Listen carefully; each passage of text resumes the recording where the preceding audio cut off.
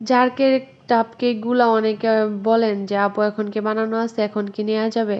আমি কোনো কেকই আগে বানায় রাখি না। আমি যদি পাউন্ড কেক হয় তাহলে আমি একদিন আগে বানায় রাখি, আর জার কেক গুলো আমি চেষ্টা করি যেদিন অর্ডার পাই ওই দিন বিকেলে বা সন্ধ্যার পরে দেয়ার, কারণ আমি বাসি করি না কেক। আমার মানে বাসি কেক দেয়া আমার পছন্দ না, তাই আমি অর্ডার পাওয়ার পরে আমি কাজটা শুরু করি। তবে কেক ২-৩ দিন ফ্রিজে রাখলে কেকটা বেশি মজা হয়।